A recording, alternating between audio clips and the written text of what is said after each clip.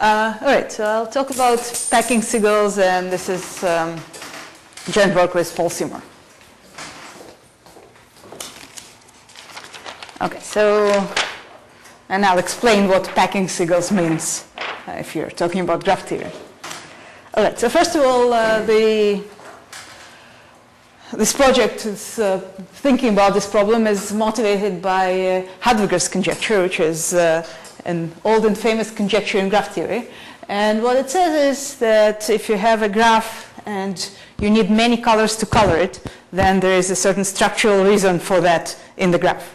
So more precisely, if you have a graph and the chromatic number is chi, meaning you need the smallest number of colors with which you can properly color the graph is chi, then there is, in this graph you can find what's called a clique minor of size chi. Now, what's that? That means you can find chi, or so, for example, this is a picture of a clique minor of size 4. So these are 4 pairwise disjoint connected subgraphs, and between every 2 of them, there is an edge. All right, and so the conjecture is that if you have a graph that has no loops, the chromatic number is chi, then you can find chi pairwise disjoint connected subgraphs so that between every 2 of them, there is an edge.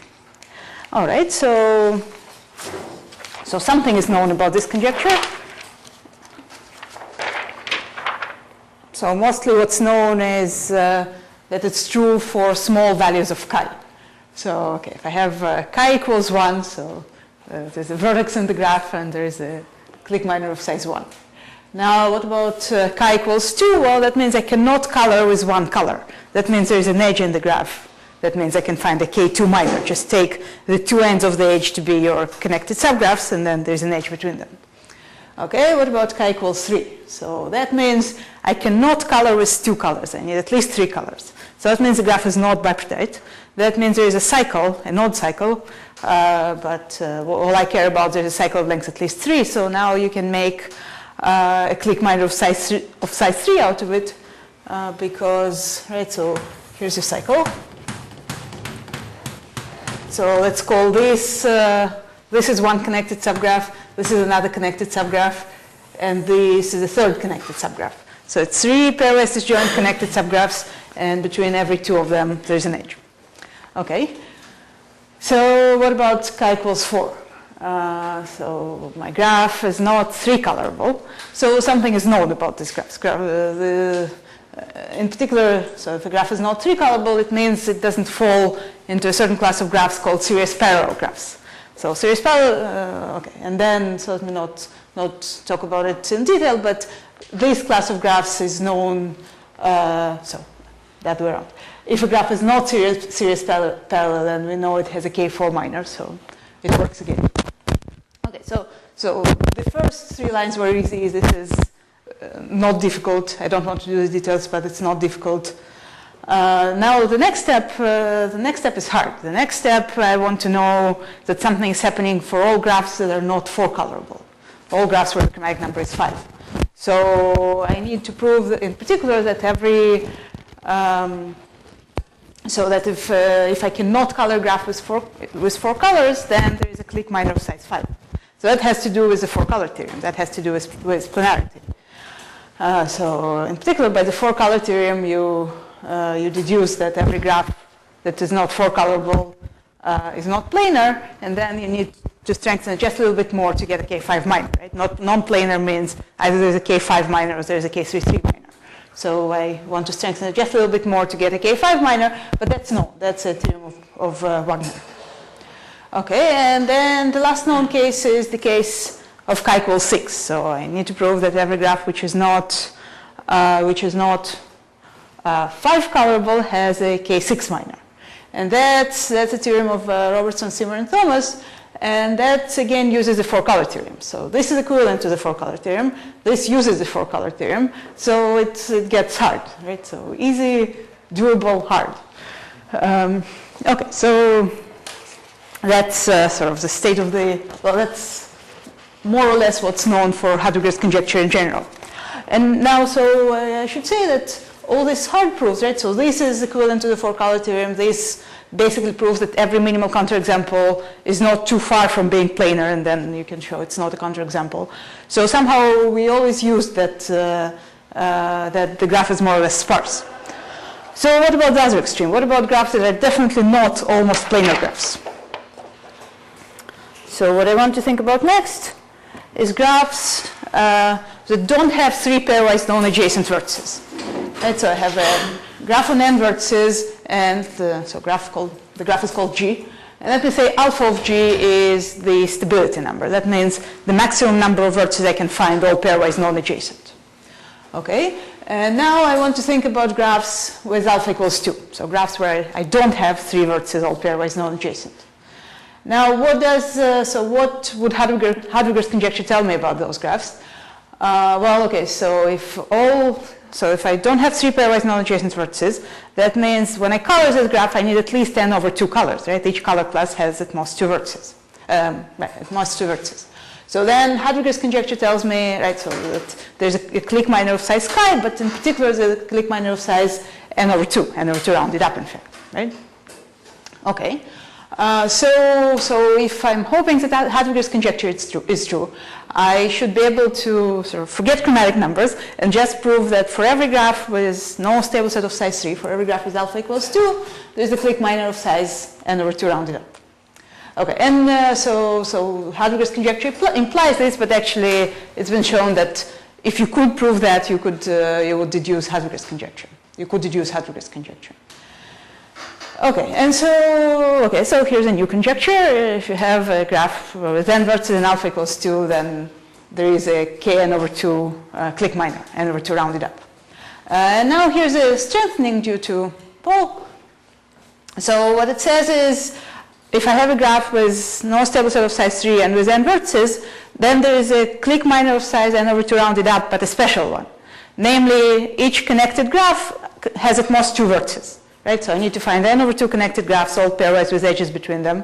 So this conjecture tells you that, this conjecture says that you can find such connected graphs so that each of them is either a vertex or an edge. So a little bit stronger. Okay. So from now on, I'll only be thinking about graphs with alpha equals 2, well, more or less. Okay, so yes. What was the strengthening? The strengthening was that you can guarantees that each of the connected graphs has at most 2 vertices. Oh, okay. All right? Okay. So something is known about that. That's the theorem of Blazek. So what he proved, so he was thinking about graphs with alpha equals 2, and in addition he assumed that the graphs have that this graph has an even number of vertices, right? So remember, we're trying to get a clique minor of size n over 2 rounded up, so it's a little bit easier if the number of vertices is even, because you don't have to pay for rounding up. Okay, so even number of vertices, and then so he had 2 alternative assumptions. He needed to assume that either the whole graph is the union of 3 cliques, or you can find a list of k cliques so that every vertex is in strictly more than k over 3 of them. So this is technical. This doesn't really matter. So this says, right, the chromatic number of the complement is 3. This says the fractional chromatic number of the complement is strictly less than 3. But I mean, let's just think about this. It's just kind of a technical variant. So anyway, so he assumed that, and then he could prove that you can find a clique number of the kind, of the size you want, the number of vertices divided by 2. And actually he could prove more. He could prove that the stronger conjecture was true, that you can get this minor to consist only of vertices and edges. All right, and so let me sort of show you the idea of his proof, because it was nice. So what he did was, right, so let's just think about the first case, when the whole graph is a union of 3 cliques. So here's the 3 cliques. And then, so there are some assumptions he could make because people had already worked on this problem and proved things. But under, so having assumed everything that he could assume by previous known theorems, he could prove that there is a perfect matching in this graph so that all the edges go between 2 cliques. Right? So he he looked at the partition into 3 clicks, and then he forgot all the edges inside the clicks, and he only thought about edges between clicks. And then he could prove that there is a perfect matching of these edges. Now that would give you precisely what you want. Why? Because each of the edges is a connected graph, and every 2 edges touch, right? So 2 edges like these touch because these 2 ends are in the same click. Every 2 edges like that touch because these 2 ends are in the same click. So that's a good thing. So that was his proof. Okay, so that's Blazek's theorem. So what we were hoping to do, more or less, was get rid of this assumption that the number of vertices is even. And it seems like a small thing to do. So we really wanted to prove it, and so after quite a while, actually, we finally did. So here's a new theorem. So we have a graph, no stable set of size 3. Then, and so like Blazek had this assumption, either you're the union of 3 clicks or something else. So we have something similar, but a little bit weaker. We had to assume that there is a clique with at least n over 4 vertices. Right, so from Blazek's assumptions, you could deduce that there's a clique of size at least n over 3. So we assume that there's a clique of size at least n over 4. So it's a little bit stronger. So our theorem is a little bit stronger. Our assumption is a little bit weaker. And then we could get a clique minor of size n over 2 rounded up. So get rid of the problem with graphs with odd number of vertices. Okay, so I've listed here the pros and cons of our theorem. So the hypotheses are more general. We don't need the assumption that the number of vertices is even. But what we had to pay is that we don't get the stronger conjecture. So Blazek could find the clique minor where each of the connected graphs has size 1 or 2. We had to use connected graphs of size 3 as well. And the connected graphs of size 3 we used were this induced 2-edge path, which are called seagulls, because if you draw it like this, then it's a seagull. Okay, right, so just to say it again, because I'll keep talking about seagulls. So a seagull is an induced 2-edge path. 3 vertices, the first is adjacent to the second is adjacent to the third, but the first is non-adjacent to the third. Okay, so our minor consisted of vertices, edges, and seagulls. Okay, so now I want to, just a minute. Yeah, okay, so now I want to talk about the proof a little bit. So let me show you the first step of the proof, which is actually, it was known before we started working on this problem, but we'll be using this kind of argument over and over again. So let me show you this argument in a simple setting, and then occasionally I'll say, now by the same argument in this more complicated situation, you can deduce something. Okay, so the first, right, so okay, trying to prove that if you have a graph with alpha equals 2 and n vertices, and there's a clique minor of size n over 2. So I want to prove that this graph is highly connected. What do I mean highly connected? I want to prove that you don't get a cut set of size strictly less than n over 2 rounded up. So let's do that. So, oops. Okay, sorry, I'll stop. Okay, so suppose I have such a cut set. Let me find a cut set as small as possible. So minimum size, minimal cut set. And let me assume this has size strictly less than n over 2 rounded up. Right, so I'm assuming the graph is not very, very highly connected, so I can find a cut set like this. Okay, so now let's see. So now I'm going to produce a big clique minor. So first of all, I notice that because my graph has alpha equals 2, both these are cliques, right? If I had two non-adjacent vertices here, together with that, I would get a stable set of size 3.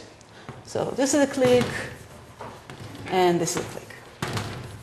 So by the way, it's not too late. A clique is is a set of vertices all pairwise adjacent. Okay. So I have these 2 cliques. And also another thing I notice is that every vertex in the cut set is either complete to this side or complete to that side, where complete means adjacent to everybody. Because if I had a vertex here with a non-neighbor on this side and a non-neighbor on that side, then this would be a stable set of size 3. Okay, so let me partition the cut set into people complete to this and people complete to that. And so that's what you have here. And right, so some people are complete to this side, some people are complete to this side, and some people are complete to both. So, okay, so here we go. I have people complete to, let me be consistent with that. I have people complete to this, and I have people complete to that. And so now let me measure the sizes of the different sets that I'm interested in. So this is going to have size A, this is going to have size B. People complete to B will have size C. So this bit is C. And then this bit, people complete to the left side, are going to be called D. Okay, so now the interesting part of the argument, the part that will keep needing. So I claim there is a matching between the set of size B and the set of size D, right? This is a set of people complete to A, and this matching is as big as it can possibly get. So it's right. So if I have two sets, how big a matching can I hope to get between them? Well, the minimum of the sizes of the sets. So I claim there's a matching between this part and that part of size minimum of B and D. All right? So why is that? Well, it's just Koenig's theorem, right? You know when you can get a matching of size k in a bipartite graph, right? So there's no, if this is a bipartite graph, then there is no matching of size k if and only if I can find fewer than k vertices hitting all edges. So suppose there's no matching of size that between this bit and that bit. So that means I can find fewer than this many vertices in the union of this and that hitting all edges. So here they are. Some of them live here and some of them live there. But the point is they hit all edges. So now I claim I can make my cut set smaller. So what I'll do, I'll move this blue set over to the left. And I'll move this set into the cut set. And I made the cut set smaller. But it still remains a cut set, right? Because there's still something left here, because this plus that was smaller than this. So in particular, if I remove those, I'm okay. Okay, so that's a contradiction, right? Because remember, we started with a minimal cut set, and now I made a smaller cut set. Okay, so the moral of this is that I can get a matching of size this big between this set called B and those people that are complete to A. Okay, so let's forget everything else, and let's just look at this matching.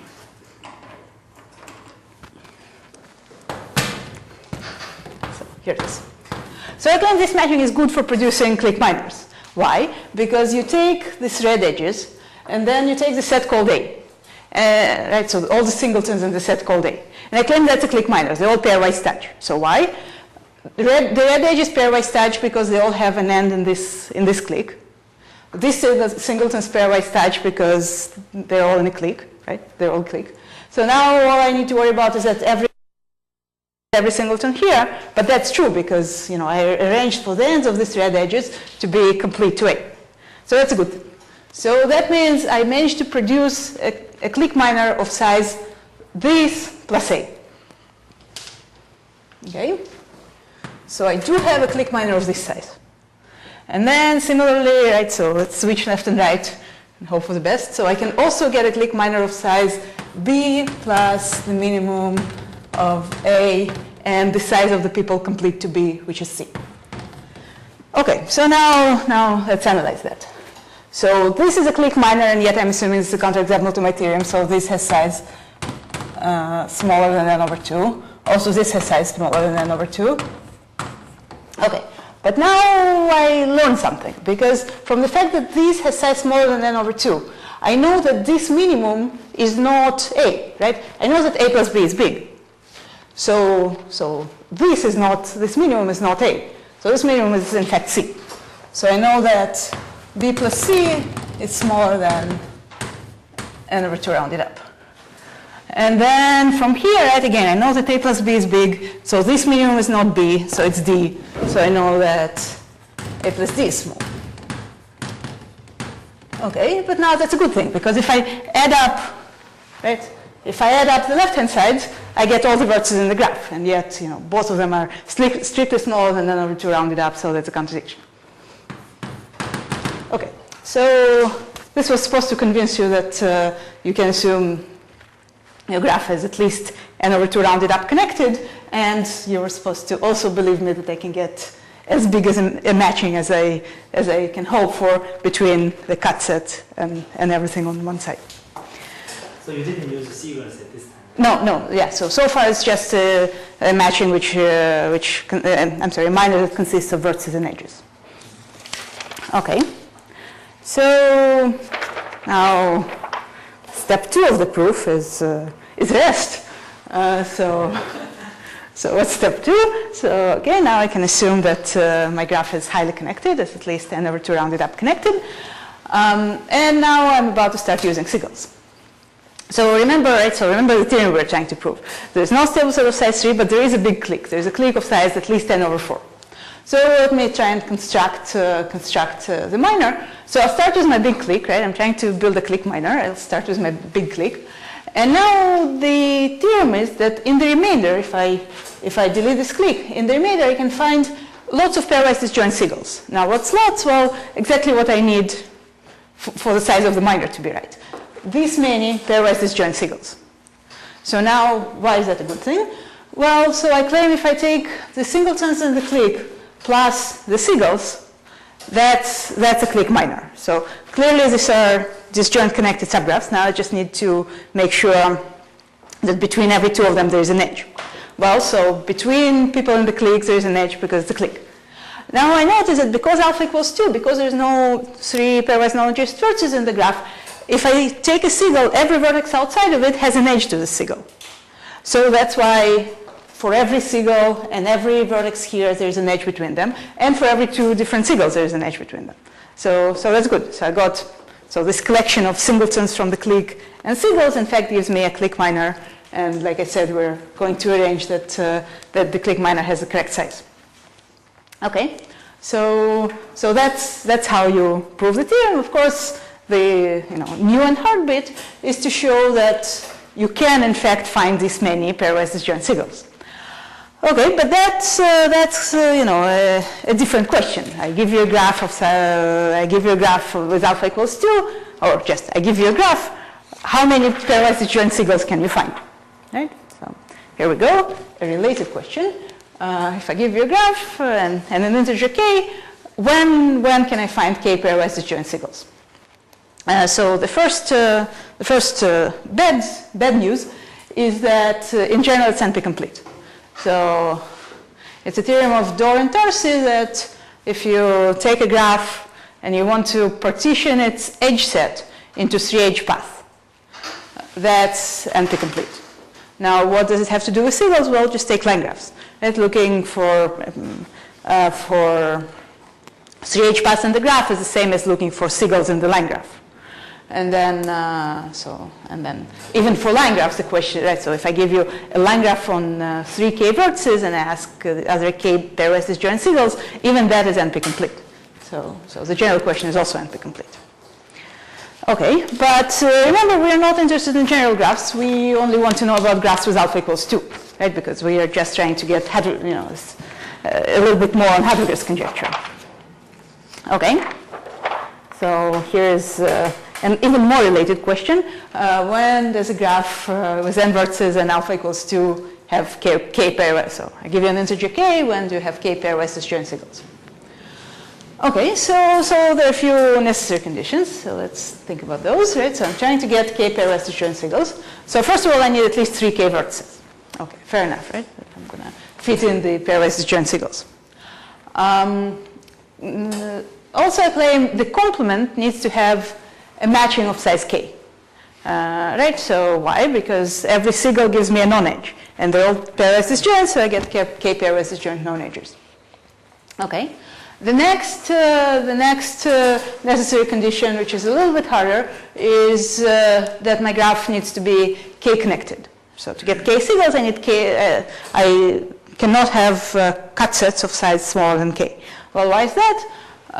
Okay, so let's think about a cut set in the graph with alpha equals 2. this is a clique, this is a clique. So every seagull has to, right, it cannot be just contained in one side. It has to cross from here to there, or at least cross into the cut set. So every seagull has to use the vertex from the cut set.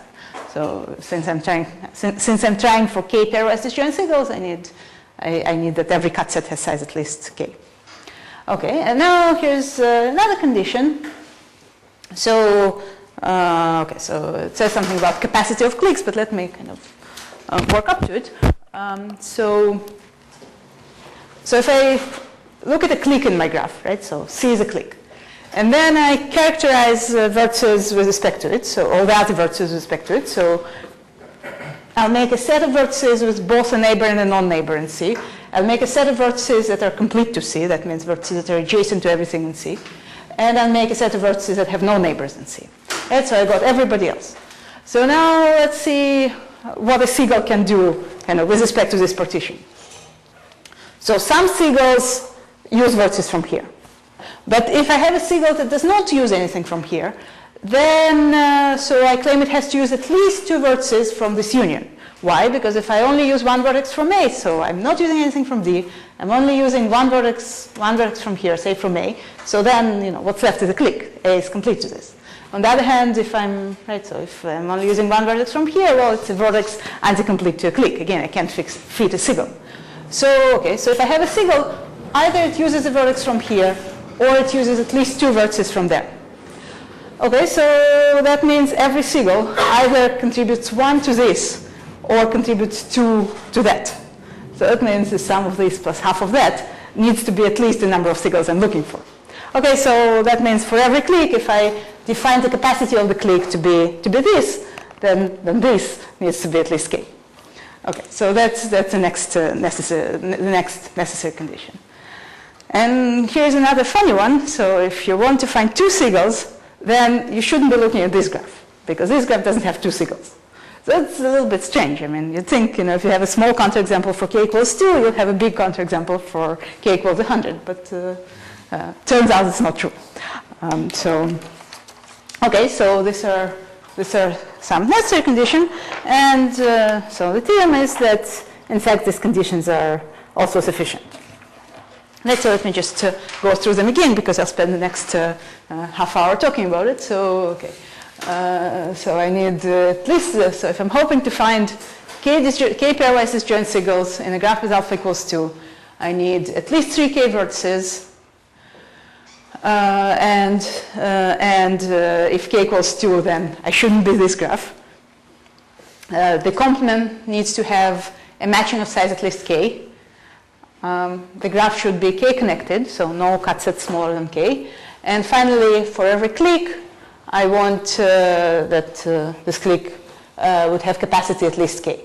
Where what's the capacity of a clique? So just once again, I take a clique, I classify everybody else into people complete to the clique, people with no neighbor in the clique, and people that have both a neighbor and a non-neighbor in the clique. And then I look at this expression, the size of the set of people mixed on the clique plus half the sum of these two. So that's the capacity. For every clique, I need that this expression is at least k. All right, so that's the theorem.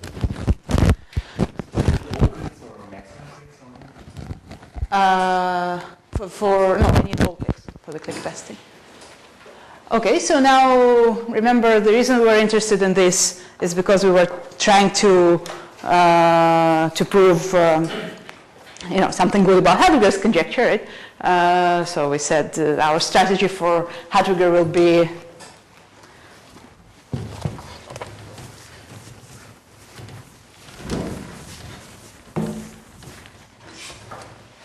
you take a big clique of size at least n over 4, or a little bit bigger than n over 4, and then you hope to find, so let's say this has size p, and then you hope to find n over 2 rounded up minus p pairwise disjoint seagulls in the rest.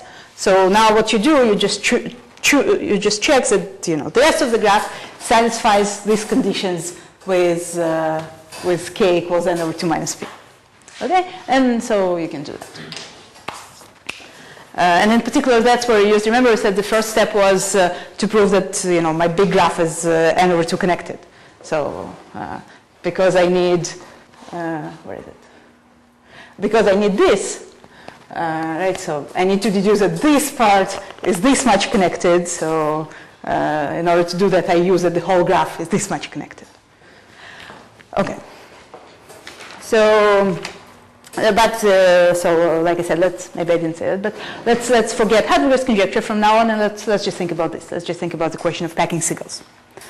Okay, so now when you get a, an if and only theorem like that, and kind of a natural question to ask is, what about an algorithm? So I have a theorem that tells me, you have k disjoint seagulls if and only if something. If you give me a graph, can I test whether it has k pairwise disjoint seagulls? So unfortunately, the if and only if theorem doesn't give you a polynomial time algorithm. So why is that? So how would you use this theorem to test if a graph has k pairwise disjoint seagulls? Well, so you'll go and check all these conditions. And you can check all of them. You can check that there are 3 k vertices. You can use Edmond's algorithm to check for a big matching in the complement. You can check connectivity. But what I don't know is how to check this. I don't know how to test this in polynomial time whether every click in the graph has big capacity. So that's a problem. This by itself does not give you a polynomial time algorithm. But the good news is you can still get an algorithm. You just need to kind of go around a little bit. So here's something. So far we only talked about finding k pairwise disjoint seagulls in the graph. What if I lower my sights a little bit? What if I'm not quite so ambitious? And I just want a packing of seagulls of value at least k. So what does that mean? Instead of for each seagull deciding whether I take it or not, right? So into my set of k pairwise disjoint seagulls, I'll give weights to the seagulls, right? So some function q from the set of all seagulls in the graph to the non-negative reals.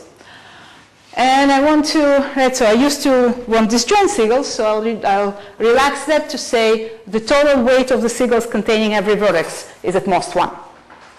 And then I'll ask, how big a packing like this can I get? So what's the value of this packing? Well, that's a total sum of q over all seagulls, right? So I'm looking at all packings and I'm asking, how large a total sum of q over all seagulls can I get? So that's called right. So that's called a fractional. That's called a fractional packing, and then this is a fractional packing, and then the total sum of q over all seagulls is the value. And now I can ask, can I get a fractional packing of value at least k? Right. So it's a relaxation of the problem whether I can get k pairwise disjoint seagulls. Okay, so turns out there's a theorem for that too. And the theorem is I can get such a packing of value at least k if and only if these 3 conditions are satisfied. So what are those? I need that the graph is sufficiently highly connected, so at least k rounded up connected. I need that every click has value at least k, which is the one I was trying to get. And I need that there are enough vertices. I need that there are at least 3 k vertices. Okay, now that's good news. Why? Because you can test in polynomial time whether there is a fractional packing of size at least k. That's just a linear program. You can use the ellipsoid method. You can check that in polynomial time. And then you'll know this all of this by the if and only if theorem. And now you're ahead because remember our only problem was testing for click capacity. Okay. So here we go. There is a polynomial time algorithm to test, given an integer k, if a graph with no stable set of size 3 has k pairwise disjoint seagulls. So what you do is first you check if there is a fractional packing of size at least k, which you can do. Now, if there isn't, then you don't get k disjoint seagulls either, because that's just an easier fractional packing is just an easier problem. Okay, so I can assume the answer to this is yes. And then by the theorems that I just removed, I'll know that my graph is k connected, every click has capacity at least k, and I have at least 3 k vertices. So all that remains to check for getting k pairwise disjoint seagulls is that the complement has a matching of size k, but that you can do, that's Edmonds' theorem. And you need to check that if k goes to, your graph is not that. So you can test that. And that gives you a polynomial time algorithm. So that's good news. So now in the remaining time, I want to talk a little bit about the proof of this main theorem. The theorem that says you have k pairwise disjoint seagulls if and only if these conditions are satisfied, right? So you've seen this theorem before. I showed it a few slides ago. Okay, so the proof of this theorem, you can think of it as having two parts. Mostly there's the more or less nice part and the messy part. So part one is the more or less nice part, and then part two is the messy part. Okay, so what do you do? So for the first part, let me assume I have more vertices than what I absolutely need, right? So I'm trying to pack k seagulls. So definitely I need at least 3k vertices. But what if I actually have more than 3k vertices? Well, so then what I could try and do is delete a vertex and prove that all the conditions are still satisfied, and then deduce that there are k seagulls and what's left. So of course, you don't get so lucky. You don't get to delete a vertex and still everything is, all the conditions are satisfied. But what you do learn from, right? So you delete a vertex. Now some of the conditions went wrong. So you know that in your original graph they were satisfied without too much slack. They were more or less tight. And then you can use that, and I'll talk about it later.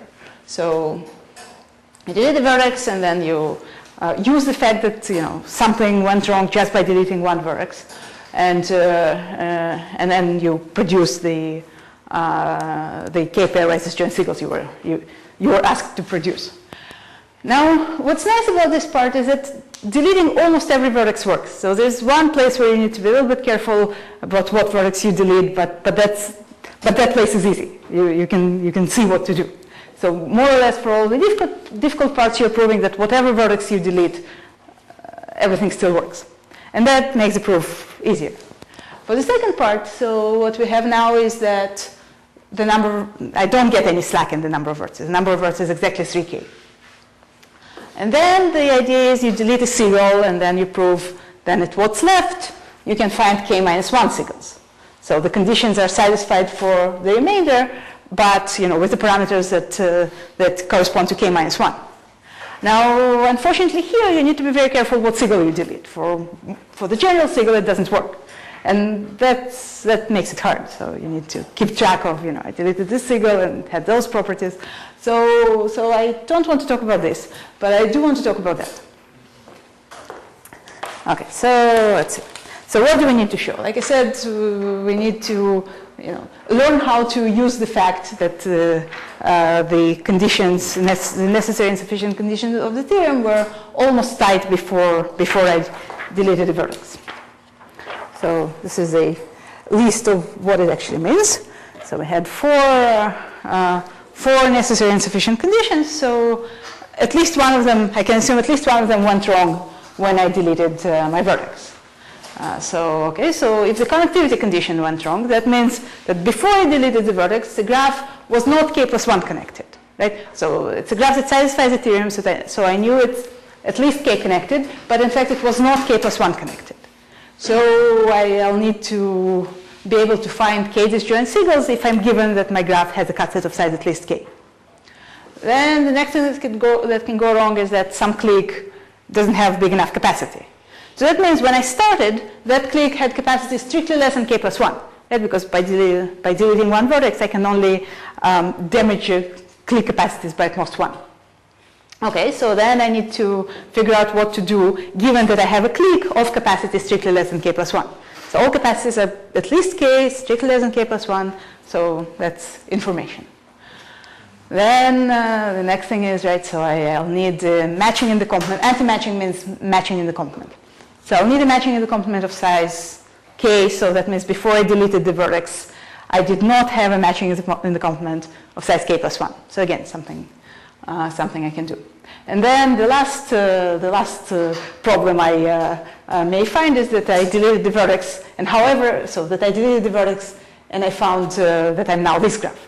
So that'd be a problem, but that's where you become careful about which vertex you delete. You can prove that, in fact, it's impossible that however you delete a vertex, you're that graph. But that's easy. Here you can see what to do. If your biggest problem is that however you delete a vertex, you get that, you can fix it. So there's no such graph, right? Right.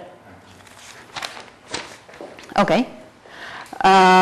So let's go through the steps. So let me do this in some detail.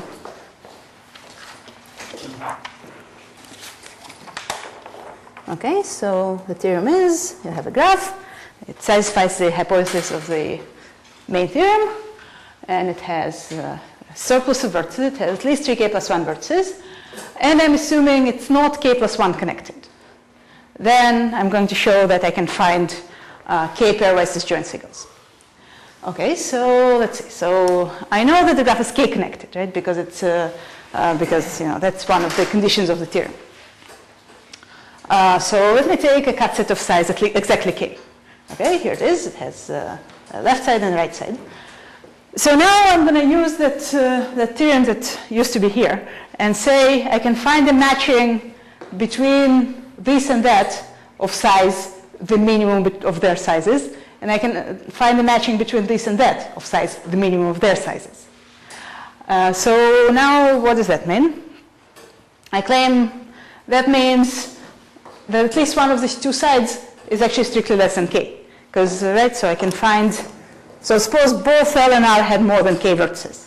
That means I can find a matching of size k between L and M, and I can find a matching of size k between R and M. Now, M has exactly k vertices, so matching of size, both matchings cover all of M. But then, right, this is k pairwise disjoint seagulls. So at least I know that, that one of the sides is strictly less than k.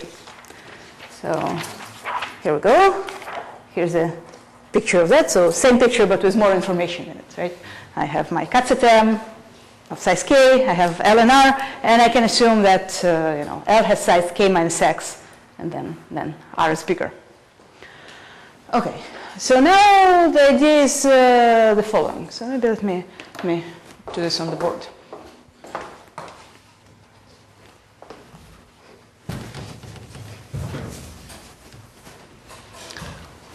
So, okay, so here's my cut set of size k, and this has size k minus x, and this has size k plus x.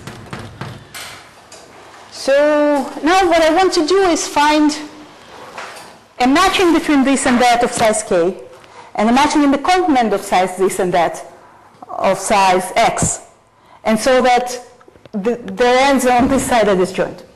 So I'll have a matching of size k like this, and I'll have an anti-matching, right, so it's size k, so it covered all of this, but this is big, so I have some surplus. And then I'll find an anti-matching of size x between this and that. An anti-matching means a matching in the complement.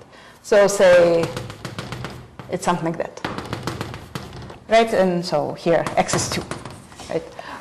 But in general it isn't. So, and I was careful that the right-hand ends of the matching are different from the right-hand ends of the anti-matching. So now I claim that's a good thing, because let's look at vertices in the middle that were both in the matching and in the anti-matching. So in my picture, it's just these two. So then, right, so remember it's a cut set and a graph with alpha equals 2, so both these sides are both this and that are cliques. So then I get to build seagulls, right? I take this guy, I take his friend in the matching, his friend in the anti-matching, and I get a seagull. And similarly here. Okay, so that allows me to build X seagulls. Okay, so now I need k minus x more. Now what I'll do for those, so remember I have exactly k minus x vertices left here. So what I'll do, I'll get a matching between these and those. Now it's a similar argument to, right, so you already promised to believe me that I can find a matching of size k minus x between these two. So now I'm asking for a little bit more. I want a matching of size k minus x, but covering precisely this set. But actually exactly the same argument would give you that. So So here is a matching of size k minus x. And now I'm done, right? I have I have x seagulls like this. I have k minus x seagulls like that. And that's precisely what I wanted. It's k pairwise disjoint seagulls. Okay, so what's left? Well, what's left is to show that I could actually do that, right? So I'm more or less convinced that I could do this. But what about getting, a matching of size k and an anti-matching of size x disjoint with disjoint ends here? So that needs some work. So let me show you that. Right, so I need to convince you that they can find the matching of size k and an anti-matching of size x between this set and that set with disjoint ends here. So let me maybe put down my notation. So this set is called L, this set is called M, this set is called R. Okay, so a few things. So first of all, let's get the basics right. So there is a matching of size k between these two. Why? Because there is a matching of size, the minimum of the sizes of these two. There's also an anti-matching of size, an anti-matching of size x between these two. So that's not so that I haven't shown you, but that just follows from applying Koenig's theorem in the complement and using the bound I have on the clique capacity. Okay, so at least I can find a matching, I can find an anti-matching.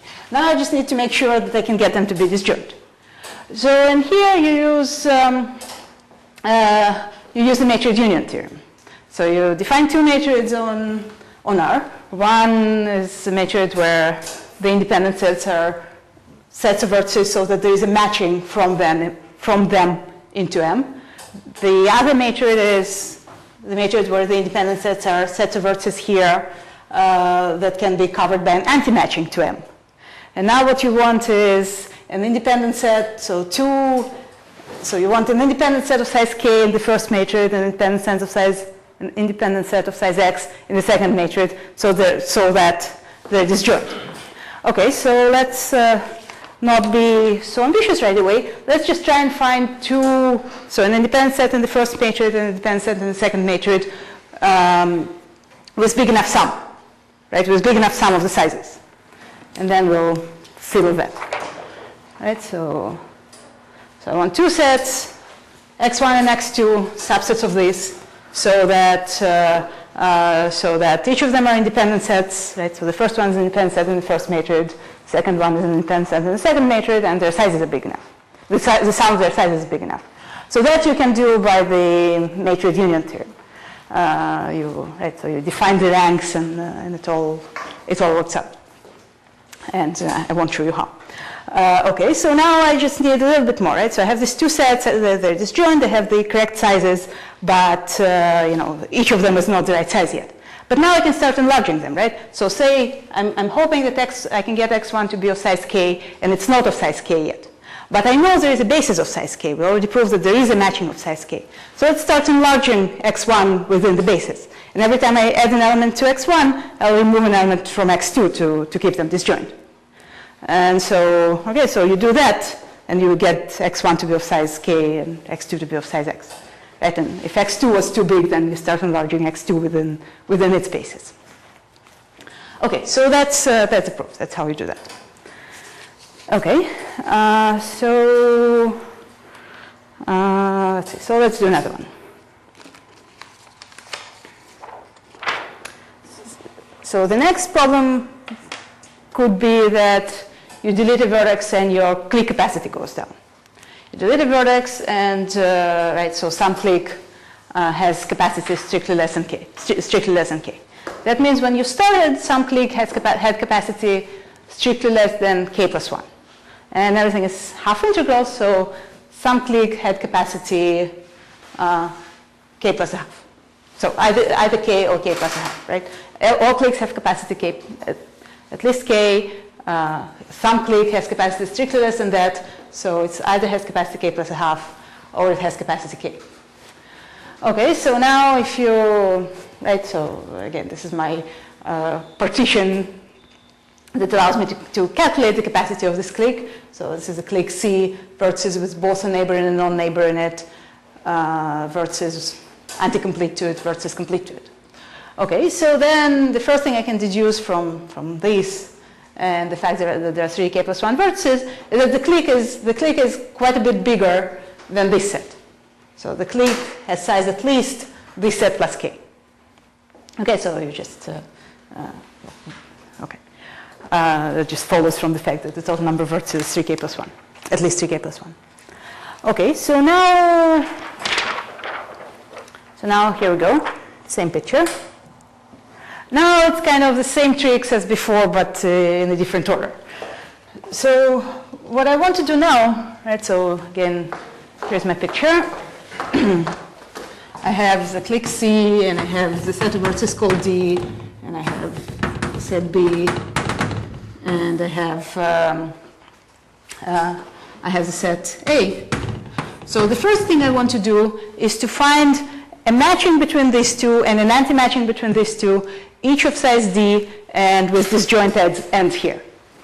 Right, so I'll get matching and I'll get an anti-matching, and that would give me D seagulls, right? So you take this guy, you take his friend in the matching, his friend in the anti-matching, that gives you a seagull. Similarly for him, and similarly for him, right? So this gives me D seagulls. And to do that, again, you use the matrix union theorem, right? Okay. So now I found D seagulls. Now I need k minus D more, right? I was hoping for k. Okay. So the first thing to notice is that I have enough. So the number of vertices I have left here is at least k minus D. So the number of vertices that I haven't used yet, this is at least k minus D vertices. So now I'm going to commit myself to 2 kinds of seagulls. I'm going to try, right, so I'm trying to find this many seagulls. And what I want to do, I want to find this many seagulls of the following 2 types. Seagulls that use a non-edge here and a vertex there. Seagulls like this. And seagulls that use an edge here and a vertex there. All right? So I'm going to prove that I can find k minus D seagulls looking like this or like that. Okay, but now what's that? So I can forget these vertices. Now all I need is k minus D vertex pairs, so that either both vertices are in A and they're non-adjacent, or one vertex is in A, one vertex is in B, and they're adjacent. So that's a matching problem. If I define, if I look at the correct graph, that's a matching problem. So you define a graph whose edges are pairs in A that are non-adjacent in the original graph, and pairs consisting of a vertex in A and a vertex in B that are adjacent in the original graph, and you're looking for a matching of this size in that graph. Okay, so now you apply the Tad-Berge formula, right? You know what to do if you're looking for matching. So you apply the Tad-Berge formula, and again, it works. Okay, so here we go. So you define an auxiliary graph of non-edges here and edges there. You apply Tad-Berge, and then you use everything you know about the graph, and you can find this matching. So again, that problem is not a problem. Okay, good. Okay, so now there is one more left, right? What if, well, 2 more left. What if there is no anti-matching of size k plus 1, but so you do more tricks like that, and let me not show you the details. And then the last problem is, what if, however, I delete a vertex, I get that funny graph on 6 vertices. So let's prove that that doesn't happen. Right? So I need to prove that for some vertex I can delete it and not get the 5 wheel. Well, okay, so let's try. Let's delete V. So in gdelete V is a 5 wheel, so there's a vertex of degree 5. So let's delete this vertex instead. Let's call this U and delete that. So now there is some other vertex, right? So you delete U, there is some other vertex of degree 5. Now let's delete W. which is different from both U and V. Right? The vertex that we haven't deleted yet. So now when I delete W, both the vertices of degree 5, so I guess V is misused here, but anyway, I had 2 vertices of degree 5. I found 2 vertices of degree 5 in the graph so far. Now I'll delete a vertex which is not that. So then when I delete that vertex, I still have 2 vertices of degree 4. But this graph doesn't have 2 vertices of degree 4. So I found a vertex that I could delete that doesn't give me that graph. And that's it. So thank you very much.